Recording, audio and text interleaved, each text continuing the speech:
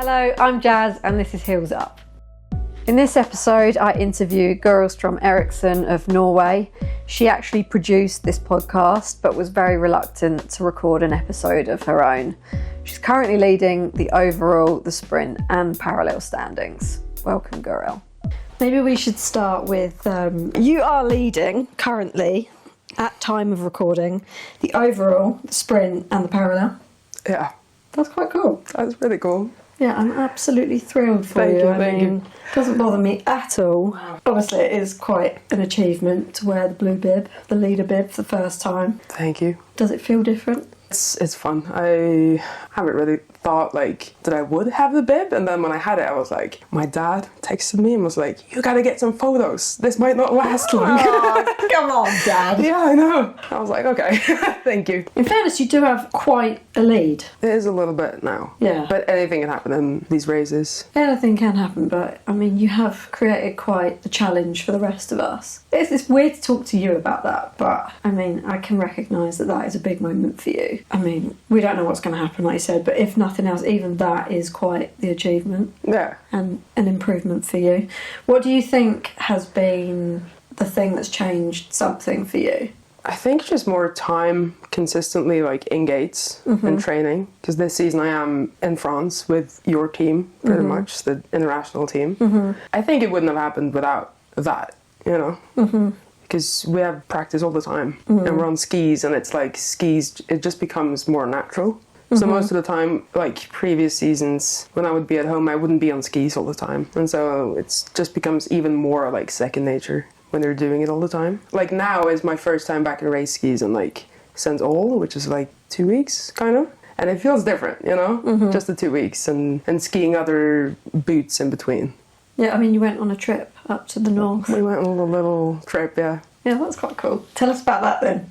No, it was super fun. Yeah. Max and Adrian tried very hard to convince me to go because I was a little scared about avalanche stuff since last year, and it was a big avalanche risk as well in certain areas, but I'm very glad I went and we were super careful with it, so it was really fun.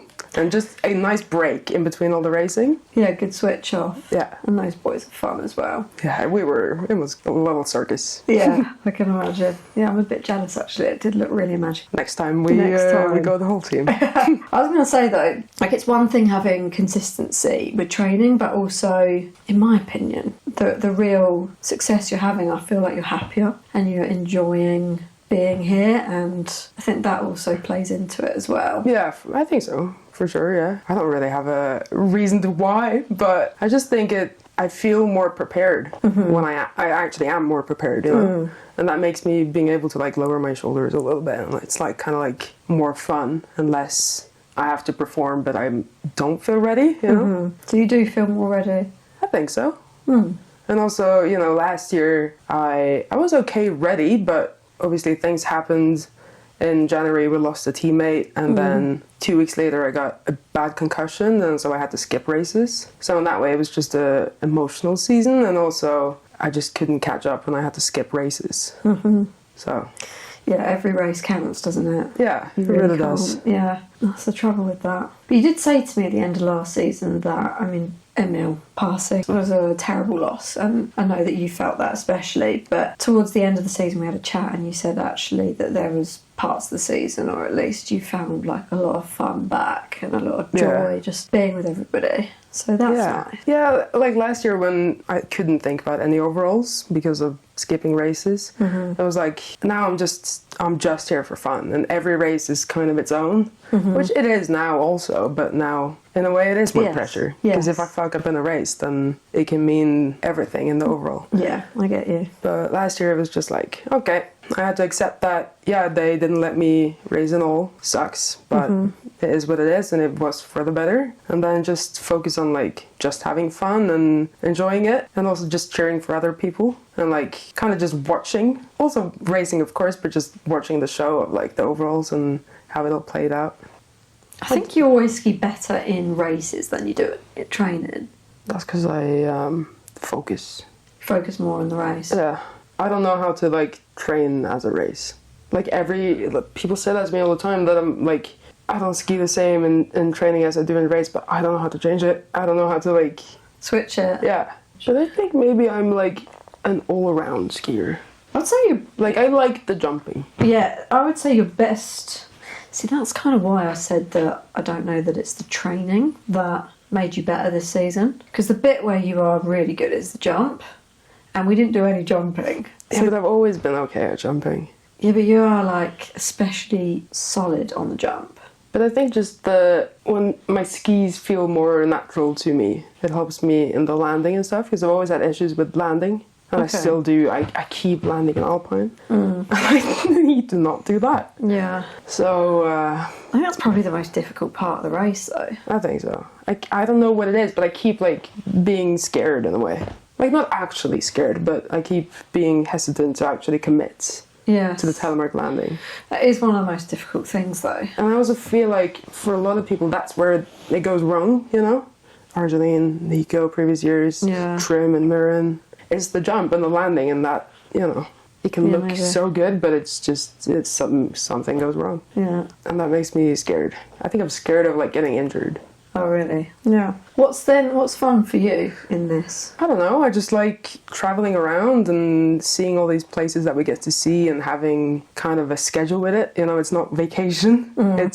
We got a plan and we got things to do and stuff like that. So a lot of times we don't have time to like be a tourist, but still it's fun to just travel around with the big Telemark family. And this season I'm also more a part of your team, with the international team. And it's fun. I live with your teammates in a bunk bed. Like, Yeah, it's a bit nuts, to be honest. yeah, it is, but it just kind of makes it more fun in a way. Yeah. It's more just like we're living it and not just doing it for 2 weeks on and off and going home. Oh yeah, I see how that could be different. I mean, my lot, they're so, or I should say our lot really, but they're so up for fun all Yeah. the time. I mean, really, there's no limit with that. They're always ready to have fun, aren't they? Yeah. So that helps. Yeah, like the Norway trip, I didn't want to go in the first place, and then they were like spending time convincing me to go, and I'm so happy that they did. So yeah, Oh, that's it's just nice. the fun part of it, yeah. Yeah, that is important as well.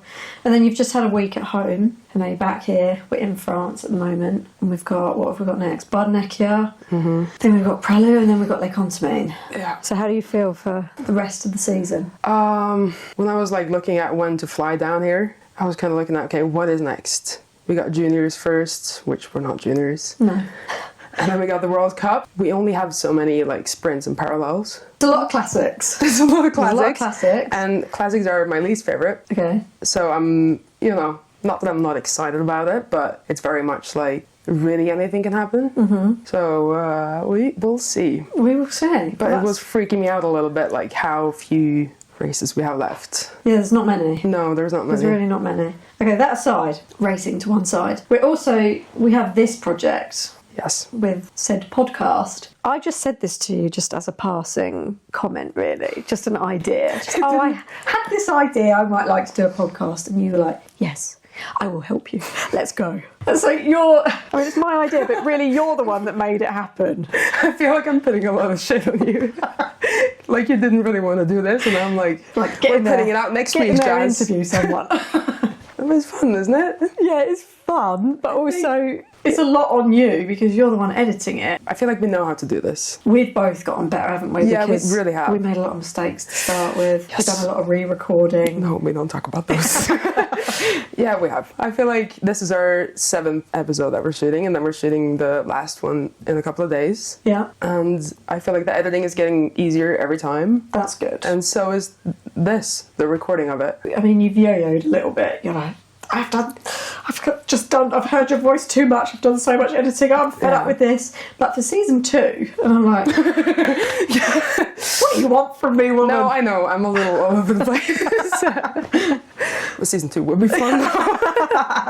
Well, we sort of go back and forth, like, oh, I don't want to post it, oh no, we have to post it. And I also don't want to post it. Yeah, I'm a bit scared. It's kind of weird. It's kind of weird. And when editing, there been so many times I've been like, okay, I'm over it. I'm retiring from the podcast. But so many people know about it now, and we've shot it. Yeah. And I feel like we have to. Yeah, we're backed into a corner. Yeah, it's happening. But ultimately, why did you want to do it? I don't know. I just felt like a fun thing that I could help with. Like, I studied digital media design, and it's like somewhat video editing and stuff like that. So I just felt like it was a good opportunity to just try something new, even though I thought it was going to be a little less work than it is. Yeah, we underestimated it, didn't we? And we keep increasing the amount of episodes. You keep increasing. I was happy with 6. You're like, no, now we need to do this one, now we need to do this. No, you... Okay, fine, whatever. It's 8.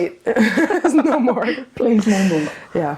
Hopefully we do a good job and a few people enjoy listening to it, because that would be nice. I think just the interview part of it, like the questions and answers, is good, regardless of if the video is perfect or like the audio is perfect. It's more just... Yes, we can both be a bit perfectionistic. Oh yeah. And there's no It's a place. problem. Yeah, there's no place. Well, there is some place for that, but you can't get too into it because people don't actually care. Yeah, we care too much. Yeah, exactly. All right, back to skiing. You actually won the Parallel Sprint Globe in 23. That was kind of crazy. That was really crazy, yeah. That really was. It just came out of nowhere. And I actually remember the day, calculating all the points and then having the click that, oh my God, you've actually won the Globe. And then ran up to you, told you in the finish line, and you looked like you were going to collapse.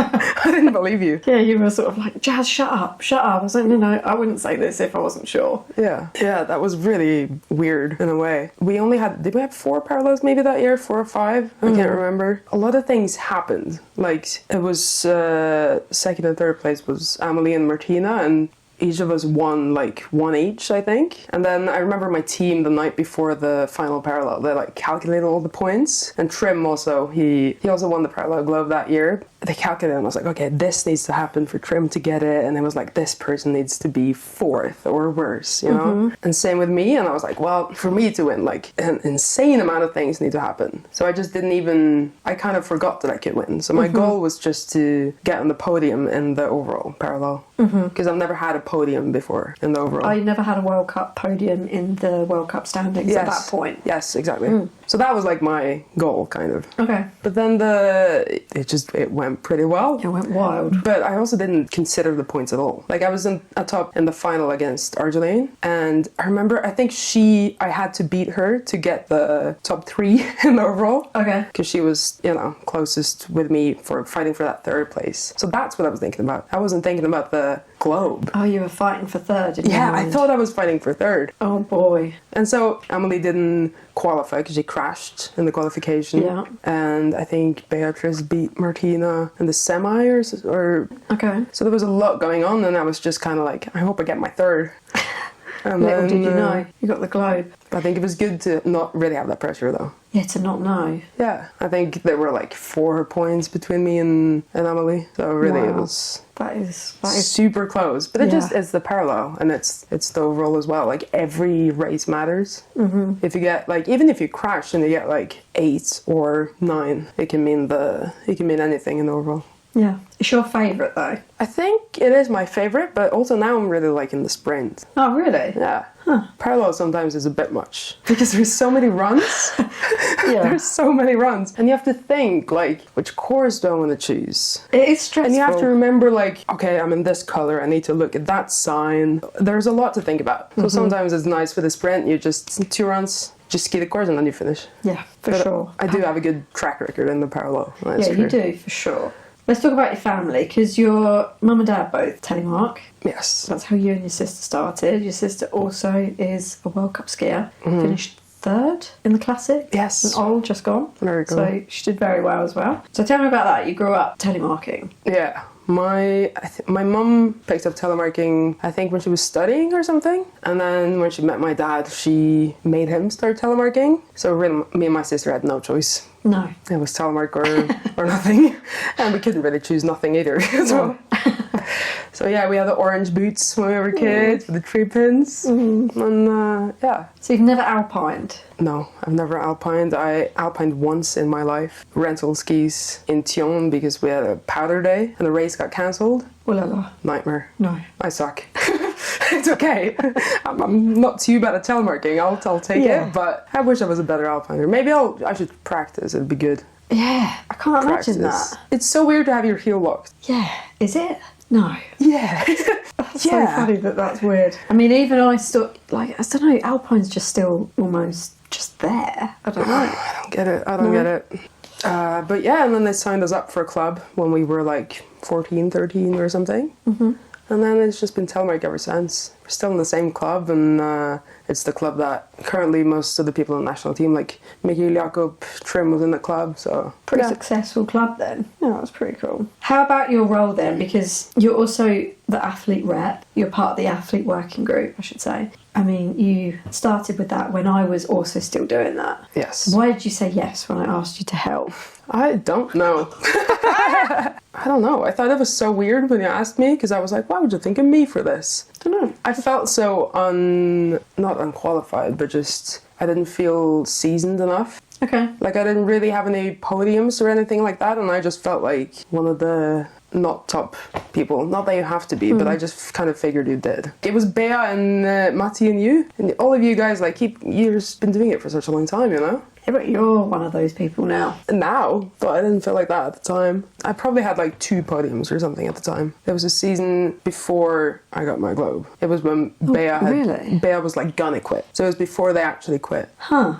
So you were considering it for a year or so before you actually... Yeah. Oh, really? And then it was like marinating in my brain. Yeah. Until they actually quit. I feel like you need time. I think, to marinate. Otherwise I would have said no. Yeah. You can't shock you with something. You have to yes, that's sow true. the seed. Yeah. Let it sink in. But are you glad you did it? Or you're doing it? I am. It is very interesting. Like, I remember my first FIS meeting, like the sort of experiencing the committee meeting.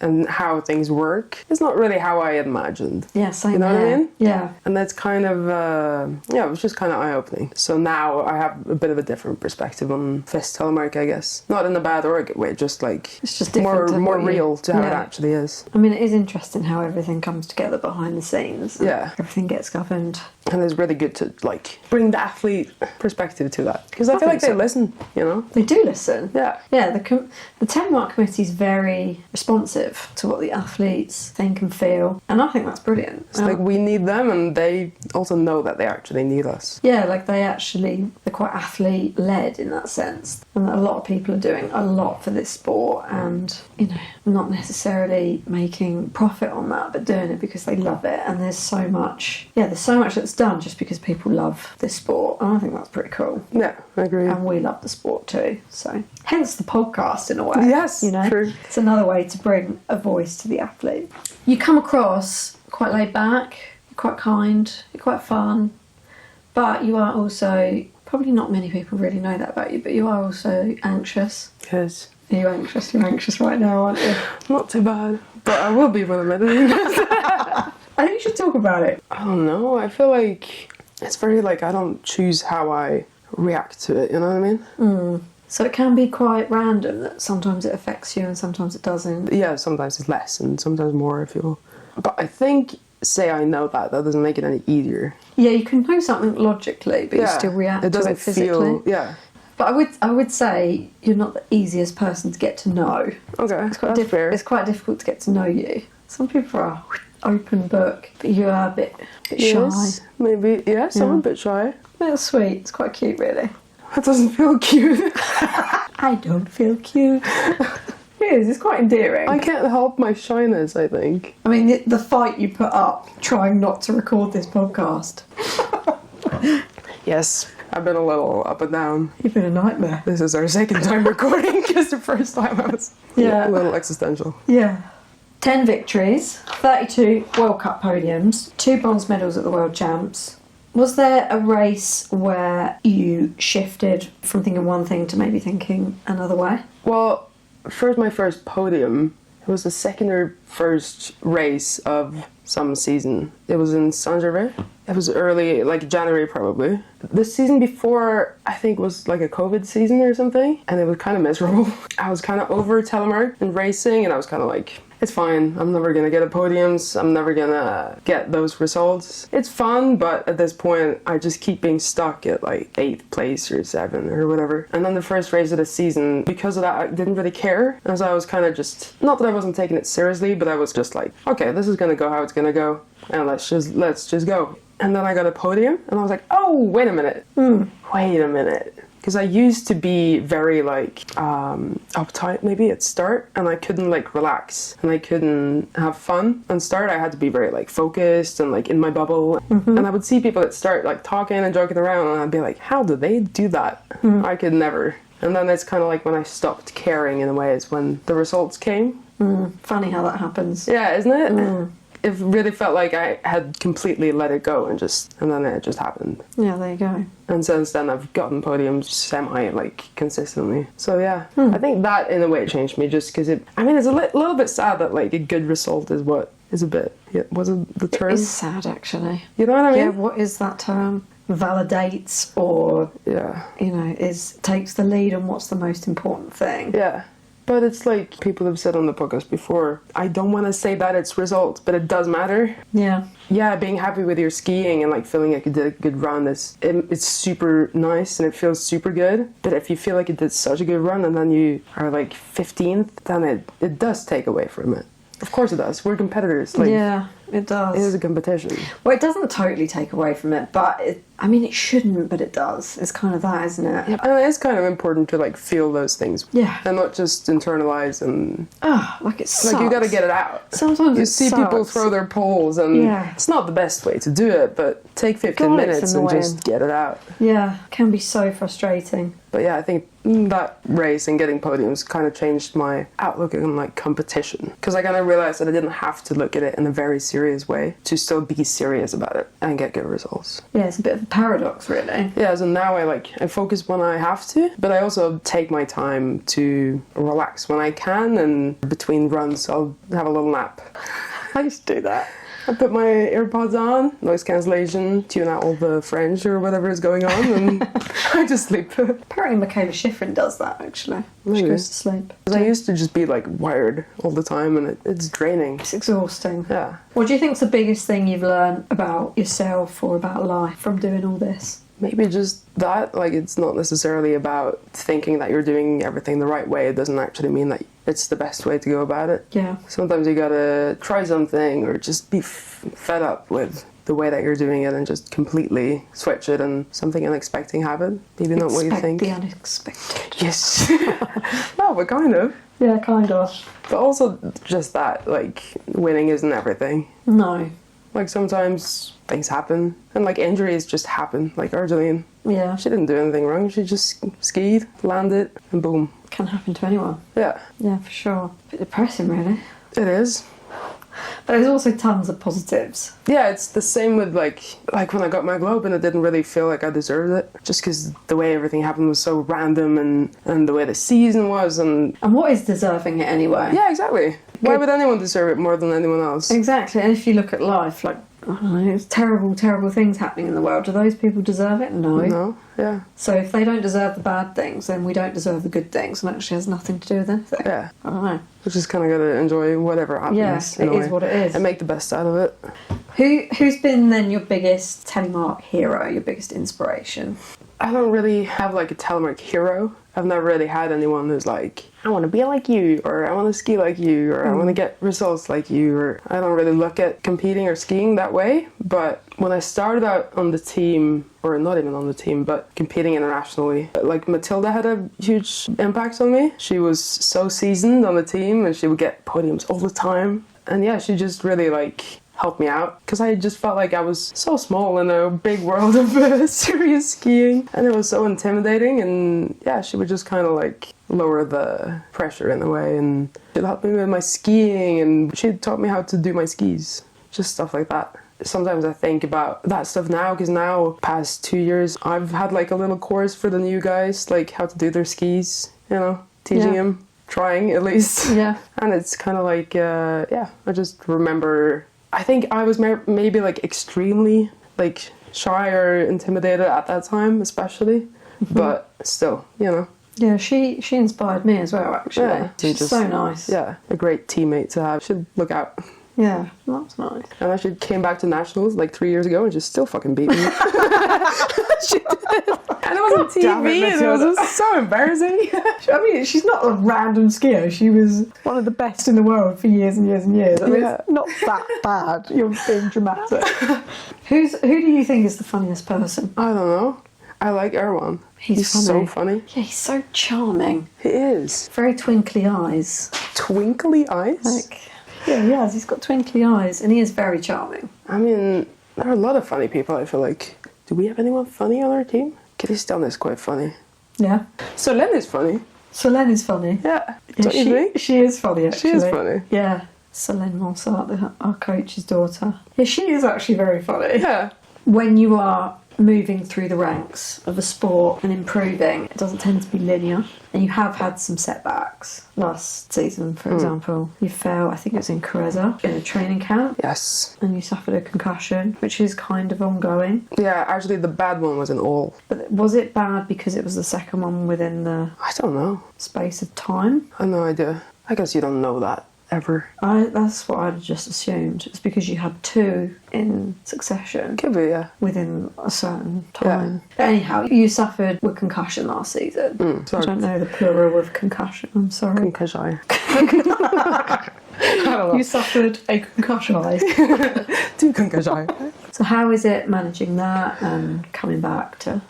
Yes, I got the one concussion in Careza. A couple of days after the World Cup there, we did training and I had a crash in the loom. A little bad, it didn't feel super bad, but I recovered alright from the concussion, a little light sensitive for like 2 days and I was in the dark and whatever. I did the rest of the races, the next races in Malshefruit, and all was good. And then when we got to all, on the training day, I had a big crash and my ski broke completely. And I mean, you snapped your ski in half. yeah, I snapped my ski in half. That turned out to be a pretty bad concussion, I think, anyways. I guess no one's actually told me it was bad. I'm assuming it was bad. I don't know about a concussion, but I remember your ski being Barely attached. clean, snapped in half.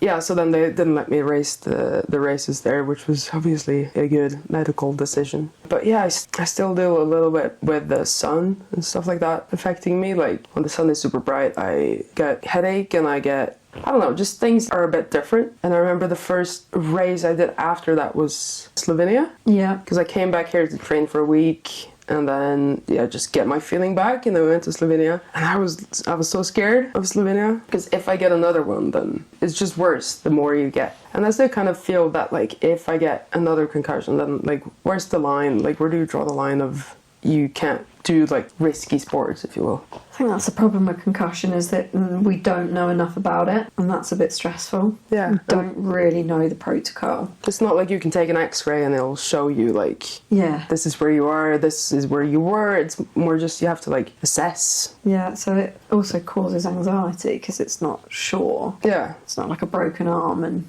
I don't know if things are getting better now or if I'm just kind of where I will be. And I also feel like sometimes I'm like, am I imagining this? Like, is the sun really, like, affecting me worse, or is it just normal? Am I just overthinking it? It could be psychosomatic, which just because it's psychosomatic doesn't necessarily mean it's any less real. It's so weird how the brain and the body works. It's so connected and you don't even know. Yeah. So, well... Also in Tux this year, before the first World Cup, I was really scared of the jump and the loom. Just because I was like, I don't want to fall, I don't want to get another concussion and stuff like that. You can't, like, think about it too much. It kind of gives it power in a way. So I just... Try to put it to one side and... Yeah, I just do it. Like, do the race. Yeah, it's not easy though. No, it's not, but I think now I'm not as scared as I used to be, just because now I've done a couple of races. I've had a couple of crashes as well, but I haven't, like, it's just been, when you ski out, not like a head hit. Yeah. So I think that also helps, just time and everything. Yeah, that makes sense. But everyone has their things, whether it's something crazy like dread or something just physical like a broken bone or a concussion. It's just, you gotta just deal. Everyone's been through something, haven't they? Yeah. And it's all like, it all feels very important, even though it's very different for everyone. Yeah, it's relative. Yeah, Yeah, exactly. absolutely relative. Who would you trust to wax your skis? What do you mean, to wax my skis? Like, are my skis in the condition that they are now and then I give it to someone? Or are they like to set up my skis as brand new? The condition they're in now, and they have to be prepared for World Cup competition by someone. Because I feel like sometimes I've skied on fucked up skis. Same. Yeah. And I've I'm done just right. like, yeah. Like fully delaminated skis. Yes. And then you get to the bottom of the World Cup and you're like, holy shit. Yeah. That So it's is kind of like, a nightmare. to a certain point, is like, at the start, I'm just like, my skis are the way they are right now. I'm gonna do my best. I don't feel like I'm too perfectionistic about it, because I don't want to begin that spiral of like, If we go there, we're gone. yeah, exactly. Yeah. You know what I mean? Yes, I do. I don't think anyone on the World Cup brushes more than you. Do you not think? No, absolutely not. I do a lot of brushing. You do a lot of I brushing. hate it as well. Why don't you say 15? Sometimes it's 10, it depends. Really? Yeah, depends if it's cold wax or warm. I would trust a lot of people, I think, to do my skis. Anyway. You trust me to brush your skis? To brush them? Hell yeah. Just the brushing. They've never been brushed like that before in their life. Yeah, exactly. What's your dream, maybe in skiing and in life? I don't know. I don't really have a dream in skiing. I never really have had a dream in skiing. I remember once I wanted to be junior world champion. I think that's the last dream I had in skiing. Being junior world champion will be difficult because Well, no. you want to win Thanks. the junior world champion. I mean, Good luck. I mean, I did.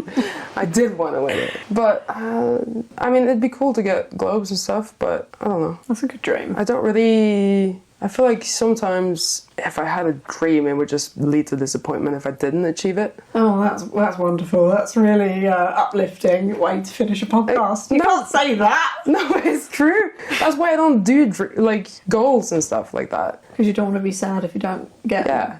I'd rather it be a positive if I get it. I see the psychology. What's your dream in life? I don't have a dream in life. So you're going to quit skiing and go and live in a hole? I might. I really might. Now we're going to get existential again. I think I want to live in a different country. Oh really? What one? I don't know. The UK. Rains a lot. Oh, we're quite fun. Are you? No. I don't know. I don't know where I'd live. Maybe you're going to be a podcast producer. Oh, God. All that editing. Maybe. So you're telling me you've not been living the dream doing this podcast? I'm heartbroken. If this could have been the dream, Oh really? I could do like production stuff. Anyway, There's no dream though. no dream, good lord. What am I going to do with you? How would you like people to remember you when you retire? Oh, I don't know. I think I just want to leave it a little better than I found it in a way. That's a good answer. I like that we're doing a little time capsule of this season with the podcasts. That's kind of fun to look back on, even though it's not really to remember us. But, you know, in a way it's permanent. Yeah. And the work that we're doing with in the committee, with the athlete working group, feels like we're making a change. Just stuff like that. And this is our podcast and it's a joint effort. So thank you for being on it. Thank you Even for though having this me. is the only part you were reluctant about, was actually being on your own episode. Yeah, I guess, yeah. You're a bit more comfortable behind the camera. Yeah. But you're good at both. So thank you. You're welcome. Thank you for having me. You're very welcome. Thank you so much to Gøril, both for this episode and for creating the podcast with me. It really wouldn't have happened without her. You can follow her on Instagram and all links will be in the description. This podcast was produced and edited by Gøril Strøm Eriksen, music by Jed Kennison. We are on Spotify and YouTube. You can follow us on Instagram at HeelsUpPod. And if you enjoyed the podcast and would like to support, you can buy us a coffee. All links in description. To edit the whole thing, you were fine with. I'm still not down to edit this. Let's see. Yeah, dear. Oh, God. Right, we're done. Yes. You got some editing on that bad Oh, boy. shit. Because we went off the boil quite a lot.